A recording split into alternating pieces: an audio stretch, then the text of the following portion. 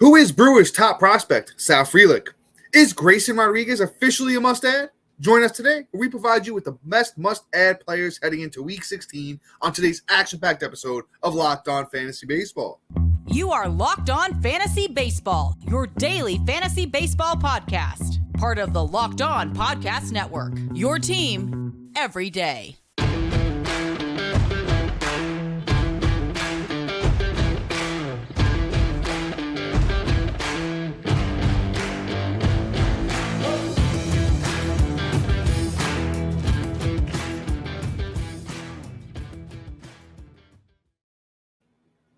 Hello, fantasy baseball fanatics, and welcome to the Locked On Fantasy Baseball podcast, brought to you by the Locked On Sports Network, your team every day.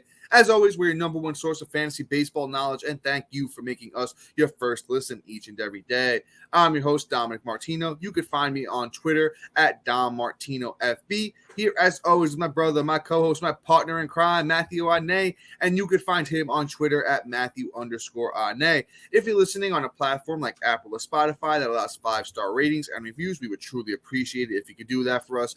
Also, if you're watching on YouTube and you haven't already, hit that little bell below. It subscribes you to the channel, also gives you a notification every time we drop a new episode. And lastly, but most importantly, make sure you subscribe to us on the Subtext website. Subtext is a one-on-one, in-depth, personalized texting experience. We give you a lot more than we can offer on this 30-minute episode, including instant prospect call-ups, injury alerts, and all that stuff, plus more. And today, Locked On Fantasy Baseball fans, we have a fully loaded episode for you. As always, let us be your team secret weapon. We provide you with the best players to add heading into Week 16. And Matt, we got another prospect coming up first, right? Yeah, buddy. Mr. Sal Frelick, the number 17th overall prospect in all of MLB. Minus a couple of names, so he probably gets a couple bumps in a couple spots. The guy has some interesting stats, right? So not this year, but the last 2 years, he hit for like 331 and 329. He gets stolen bases with 24 and 2022. Gets on base a lot, so he gets a lot of runs. And the ribbies may or may not be there, honestly. But on Milwaukee, it's a possibility he could do some things. His first outing, he went 3 for 3. He had 3 at-bats, 3 hits. Got 2 ribs in that game. So, it seems like he's coming up clutch. I like the kid in terms of fantasy value. He may or may not be a mixed league contender, but quite honestly, right now he's a speculative ad to see what he can do in the bigs. Batting average, my rule, batting average off the waiver wire is always a thing for me. Stolen bases off the waiver wire is another thing. So if I can pick somebody up that's going to be in a position to help my team be successful in areas that I'm lacking, Sal Frelick could be the one, at least for short term when we see how he does. In terms of long-term value, Sal Frelick is probably going to be a middling, really good baseball player, and for fantasy, kind of like a day off, category specific player. So, the way I look at Sal Frelick is you pick him up if you need stolen bases and batting average. Yeah, Matt, Sal Frelick is pretty solid. Matt gave you guys the rundown of his minor league stats so far through his big league, first 2 games, 4 for 6, 2 runs, 2 RBIs, and he hit cleanup today. So, it looks like the Brewers are going to give him every opportunity to succeed. And I think the thing that's really going to keep Frelick in the lineup is that glove, man. I don't know if you guys have seen any of the highlights so far from Frelick. That glove is amazing. He robbed the home run. He had another spectacular catch out there in the outfield. Frelick's 19% owned on Yahoo. Not really too much to add here besides, the Brewers are a good lineup, so the runs and the RBI should be, there for Frelick. Other than that, I think you give him a shot. Just, if you're in a shallower league, maybe just put him on your on your watch list for now. But hey, you're in a 12-man or deeper, especially NL only, and he's out there. I think Frelick is definitely trending towards a must-add. Let's move on to a former prospect that is finally starting to live up to the hype. And I think this is the year that we've seen a lot of these guys starting to transform into, better players. We talked about Spencer Torkelson in the last few weeks. Let's talk about another guy in Triston Casas. Man, Triston Casas is like turning that corner. He was a very highly touted prospect coming into the year and last year. Over the last 7 days for Casas, 7 for 14, so that's a 500 batting average, 6 runs, 3 homers, 5 RBIs. Not really much more you can ask from the kid. I think Boston's going to start getting him in that lineup more often because he really hasn't been playing every single day. But on those last few days where he didn't play, he at least pinch hit. One of those pinch hit games on July 16th, he hit a bomb ski. So he's really been hitting like 6th in that lineup. Yeah, pretty consistently here. I think if he keeps hitting like this, he moves up, maybe 4th, 5th in that Boston lineup. Boston lineup isn't really too bad. So you know what? At 26% owned, Triston Casas has a lot of power in that bat. If he finally turns this on, I could see him hitting, maybe 12 more home runs the rest of the way, which is going to get him up over, maybe like 26 to 30 home runs the rest of the way. And hey, man, I think that's a lot to buy in on Casas here. A guy that was a highly touted prospect, has the bat skills, will help you in at least 3 categories, that being home runs, runs, and RBIs. Doesn't really have a lot of speed. But as I said, Casas 26% owned, definitely trending towards a must-add right now as well. Yeah, absolutely. I love Casas. Honestly, I love them coming into the season. The kid has a lot of power upside, like Dom said. He's looking like he could be the one. He's getting the Bryson Stott treatment where, his rookie year, he didn't play every day, or they didn't put him against certain matchups and things like that. But once Stott started getting rolling, starting hitting every day, and there was room in the lineup, he started going. And that's the same thing with Casas. I mean, Casas has a way higher ceiling than Stott does, being that Casas has the power aspect to him. He's a big boy. And on top of that, he just can swing that bat out outrageously. So, I mean, if you haven't found a really good replacement for Vinny Pasquantino, Casas could be the guy. But let's move on. Let's talk about somebody else. Let's talk about a catcher here. And let's talk about Mr. Henry Davis. We mentioned him, I mean, quite honestly, a lot on this podcast. If you can't tell, we're big fans. Henry Davis, honestly, has been everything I thought he would be. So on the last week, he had 4 runs, 2 bombs, 3 ribs, a stolen base, batting .350. On the year, he's batting .300. And on the year, he only has 86 at-bats, I might add to.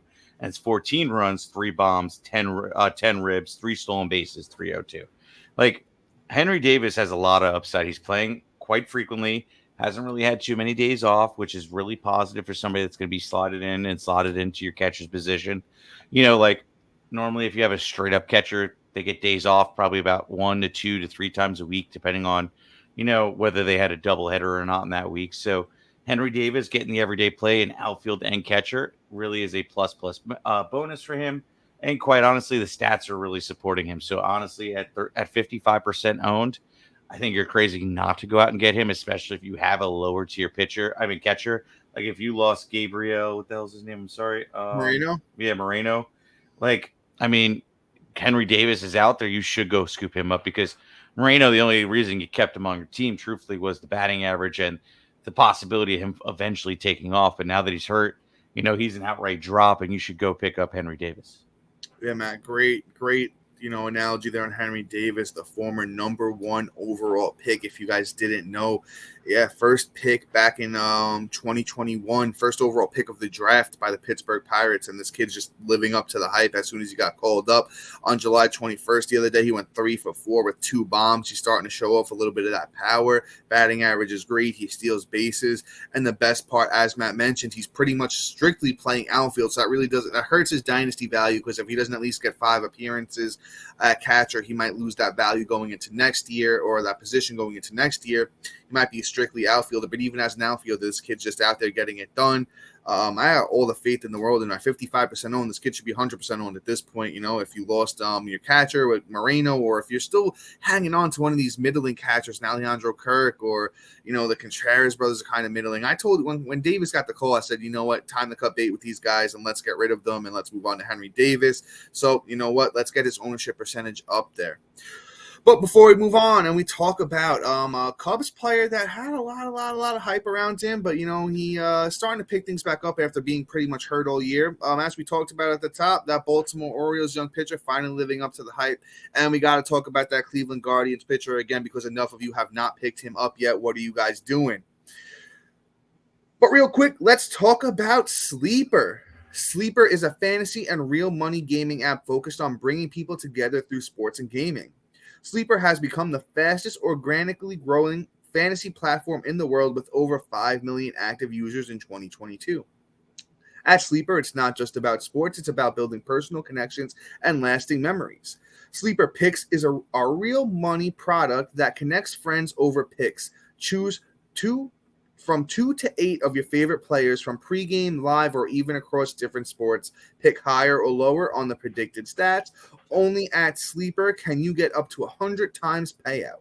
Share with your friends and get rewarded together. Use the promo code LOCKEDON and you'll get up to $100 match on your first deposit. Terms and conditions apply. See Sleeper's terms of use for details. Currently operational in over 30 states. Check out Sleeper today. And dear everydayers and new listeners, we have an incredible opportunity for you to support the show and enjoy some fantastic perks along the way. Introducing our Diamond Club on the Subtext website. By becoming a member, you not only contribute to the show's success, but also gain access to exclusive benefits. Get your hands on waiver wire rankings, call-up alerts, injury updates, instant reactions, and enjoy direct access to us for all your burning fantasy baseball questions. Plus, you can try it out completely free for 14 days. Your support means the world to Matt and I, and we can't wait to connect with you all on this exciting journey. Join our Diamond Club on Subtext today, and let's take your fantasy baseball experience to new heights. Yep. All right, Matt, let's hop back in here, brother. Who do we got up next? You forgot to mention the most important part of that. Oh, yeah, chime on in, my brother. Also, guys, if you sign up before the end of August, you also are eligible for a podcast league spot that we're going to be giving away, one of the many over the next year before 2024 season. So if you sign up now, by the end of August, we're going to announce our winner and who's going to get in our podcast league. And that'll be the first of many. So make sure to sign up before the end of August. All right. Now let's talk about Mr. JP Crawford. Crawford has been doing his thing recently, and hence why he's on the show. I like what he's doing over at the Mariners. Last week was pretty decent. No bombs or anything like that, but 4 runs, 3 ribs, and batting 385. He literally falls in my category of rule. Batting average off the waiver wire is key. You got to pick him up. Over the last month, he's hitting about 319. He has 4 bombs, 11 ribs, 12 stolen, and 12 runs. Quite honestly, they're solid stats. He's not going to blow you away. We all know who JP Crawford is, but while he's hitting for average, and the Mariners are rocking and rolling, I feel like JP Crawford should be added. He isn't like my most touted or player I'm most excited about because he's not a sexy name whatsoever. But JP Crawford should be added in leagues where you're missing out on batting average, or you need somebody that's going to be able to chip in a bunch of runs for a team that's going to be going up against a team that is getting a lot of runs against you. He may be able to add to that value each and every day with shortstop eligibility, and the shortstop landscape has been so-so. So if you missed out on some great waiver wire names, JP Crawford may be a nice fill-in for the short term. Yeah, and if you lost Corey Seager, who just went down with an injury, JP Crawford is a decent replacement. Of course, nobody can provide what Corey Seager does because he's just honestly been one of the top shortstops this season. But JP Crawford has good plate discipline, especially in those points leagues. 55 walks, 74 strikeouts. So I think the batting average, I think he's kind of figured something out this year, taking a step forward in the batting average department. He's not going to give you a lot of power. The speed should be a little bit better because he's averaged at least 3 to 5 steals his last few years. He's only got 1 so far this year. So maybe we see a little bit more speed from JP Crawford. Been hitting leadoff for a while now for that, Seattle team, bunch of good players behind him. The runs are legit for Crawford. So you know what? At 13% owned, you pick him up, kind of see where this thing goes, and then when he starts to slow down, you just drop and pick up the next, hot waiver wire guy. But with that being said, let's keep it pushing here. I teased him a little bit at the top, and Seiya Suzuki looks like he's back, and he's, doing his thing again. Kind of seems a little bit injury-prone so far through his career, if you asked me. He's been hitting kind of always near the top of that lineup, second, fifth, first. I'm not really sure whether, he's going to slot out, but you know what? Over the past week, he's been pretty solid with 5 runs, a homer, 5 RPIs, a steal, 355 batting average. Suzuki does have power and speed. Right now, he's 52% owned on Yahoo, so you can get him in about half of leagues. I think Suzuki is serviceable. I don't know where he's going to really end up. He does definitely have some upside here if he can stay healthy. A bunch of multi-hit games. He went 4 for 6 on July 18th. He went 2 for 3 on the 19th, 3 for 5 on the 22nd. So let's just see if he can keep it rocking and rolling. Honestly, out of everyone we talked about, he's maybe my third, fourth, favorite hitter of, this week's episode. But you know what? At 52% owned, he should be a little bit more highly owned than that. Yeah, buddy. Suzuki is interesting. Great take, Dom. But let's move on here. And I don't need to really say anything else. Sorry. The wife was texting me. Let's talk about Mr. Grayson Rodriguez here. Grayson has finally had a good start and so many chances here. And I feel like right now he may be the time where we may need to put him in the must-add category and not a speculative, and to see what we're doing, because he finally showed what he can do. Went out against Tampa Bay of all teams, who has been slumping and on a downward turn. Don't get me wrong. We're going to be realistic about this. They're not the same team they were a month ago. But went out 5.2 innings, 6 Ks, a 3.18 ERA with a .88 whip. Those are solid stats for Grayson Rodriguez. I feel like there's more games like this to come, if not better. So I think that right now we're primed to see Grayson Rodriguez start doing what he did in the minors and start seeing what his actual potential can be. So honestly, right now, Grayson Rodriguez at 50% owned needs to be about like 60, 70, 80%. And let's see where this ride takes us, because Grayson Rodriguez right now could be, one of the few pitching ads right now that you should be adding that could be, long-term stretch. Yeah, I'm huge on Grayson. I think he's going to be absolutely dominant. At some point, he's going to really figure this thing out. Even against the Dodgers, he looked very, very good through the first 4 innings. In the 5th inning, he got himself in a little bit of trouble. He left with only giving up 2 runs, but he left 2 runners on base. I forget who the reliever was that came in to relieve Grayson, but he let those 2 runners cross home plate. So it really wasn't too much of Grayson's fault in that start against the Dodgers. Numbers would have looked a lot better if those 2 runners didn't come in. But as Matt mentioned, he looked very good against Tampa, and guess what? He goes up against the New York Yankees on July 28th, and unfortunately, Aaron Judge is still not back. I mean, Stanton's been on fire, but that's really about it. The Yankees really don't got too much going on, so he can go out there against that Yankees lineup on July 28th and most likely have a pretty good start. I truly like.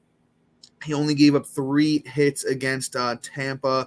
I don't remember how many walks it was. I think it was only a couple of walks, so you know what, the control was pretty good for Grayson. As we know, Grayson's got a great fastball. He averages around 97. He mixes in that changeup, that's 83. He has a slider that's pretty solid, around 81. So he's got a pitch mix, where it's a lot of changing of speeds. He just really needs to, go get those walks under control. And I truly think that, a lot of upside here. 50% owned, definitely should be like a lot closer to 80, as Matt said. But let's move on to this next guy. Matt absolutely loves him, and I don't know why people aren't picking him up. It's Logan Allen. Now, Logan Allen is just, came back and he had a monster start against Pittsburgh. And man, those numbers were it was against Pittsburgh. 5 innings, 8 strikeouts, the win, no earned, and 0.4 whip. The guy's really, really, really, really talented. It looks like he gets Kansas City in his next start, which I believe is today as you guys are listening to this. Yeah, on Monday. So as you guys are listening to this, Logan Allen gets his next start against Kansas City.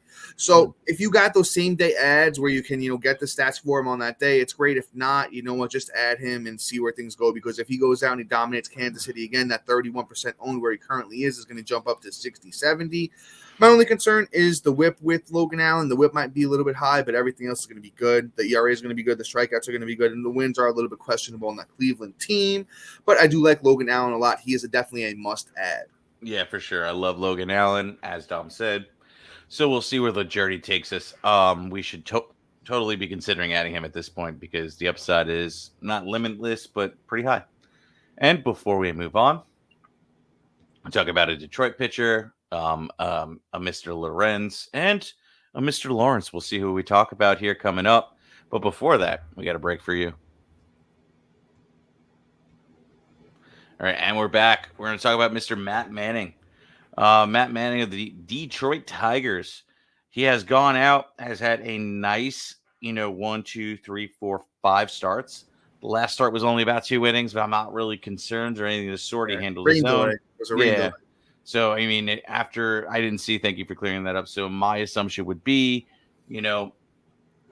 if the break was too long, they were scared that his arm was too cold to send him back out there. So that's most likely the case.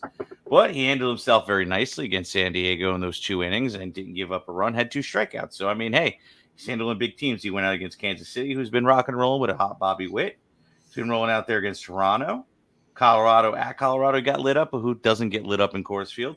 Then his first start against Texas Rangers. I mean, shoot. He can handle himself quite well. So he's probably going out against the 22nd was yesterday. It's probably gets the Angels. I was just going to say, gets the Angels probably on Wednesday. They haven't really officially announced it yet, but I think that's what he's supposed to be slotted in for. It's a decent matchup, especially if Ohtani gets traded in between then and now. So, Matt Manning could be primed for a big, big game. We shall see. I like Matt Manning's upside for future, too. He's not on the caliber of what we were talking about with Grayson Rodriguez or Logan Allen in terms of long-term, but he does have the possibility. He's less of a sure thing, but I'm willing to ride the wave, and I'm willing to go and pick him up now at 23% owned and see where the journey takes us with Matt Manning. The upside is there, but just a matter of where he gets capped and what his ceiling can actually be. Yeah, Matt Manning, I don't know if people remember or not, but he was a pretty highly touted prospect. He had a very, very good minor league career. The thing is he's not blowing you away. He doesn't have a huge fastball. He only really sits around like 93, 94. The breaking stuff isn't fantastic. It's okay. But he just has a way. He just kind of gets stuff done, kind of in that, like, reminds me of Kyle Hendricks a little bit, where, none of the statistics are really blowing you away. But sometimes where guys have finesse and, very good control, which Matt Manning does, they just have a way of going about it. I know he's pitching well under his FIP, but you know what? I think if this guy can go out there have a maybe like for 3.5, 3.6 ERA, he's going to be under a strikeout per 9. The whip, the control is very good though. Over the last 2 years combined, it's like an 107 whip. So I think that's very, very good for this kid. And you know what? Like I said, he's not, as Matt said, I mean, he's not a must-add, but at 23% owned and a good matchup next week, so at least pick up Matt Manning and see where this thing goes. So we do have another Detroit pitcher who's actually been on fire. I think this guy being named an all-star, he said, you know what, man, I'm going to go out there and, live up to the hype, and it's Michael Lorenzen. Michael Lorenzen, guys, he's just been very, very good of late. So you know what? I think you just got to ride the wave. He's another guy that gets the Angels next week. His last 2 starts on July 15th, he went against Seattle, 6.2 innings, got the win, 7 strikeouts, no earned, 105 whip. And then most recently on July 20th against Kansas City, 7 innings, the win, 3 strikeouts, no earned runs, and an 0.57 whip. And then just Lorenzen's numbers on the year: 3.49 ERA, 109 whip, 100 innings, 76 Ks. 37% owned on Yahoo. Not much you can say about Lorenzen. He's had a long career, so we kind of know who he is. Will he trend, to keep these numbers? Probably not, but it's a ride the wave situation with him. See where it goes. You know what? Maybe he can, help chip into some wins in a couple of weeks with good pitching stats. But once he starts to, teeter off again, you can feel free to drop him for the next hot hand. But I think ride the wave with Lorenzen right now because he's been pretty good, pretty good. Yeah, great take, Tom. I mean, honestly, Lorenz is serviceable for now. We'll see where it takes us, but great take.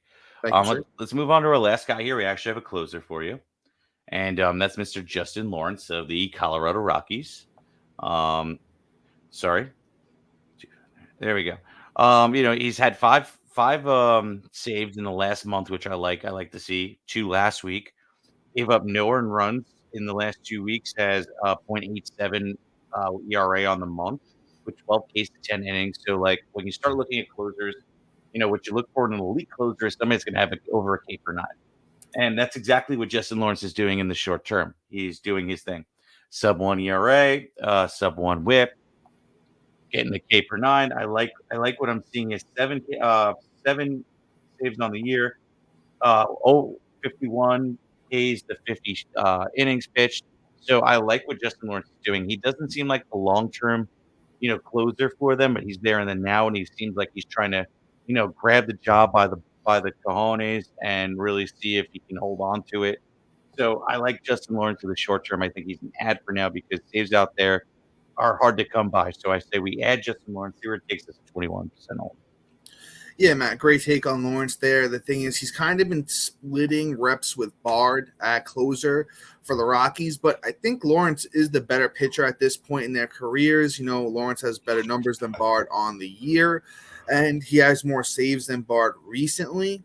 So, I mean, it's more probably like of a deeper league play and a lonely 15-man type of thing with Lawrence. But you know what? I mean, if they finally say, hey, you know what, Bard, you're out of here and Lawrence, you're in, and you take the speculative chance on him now, it's going to look really, really good for you in the long run because the Rockies aren't a great team, but the games that they do win are usually pretty close.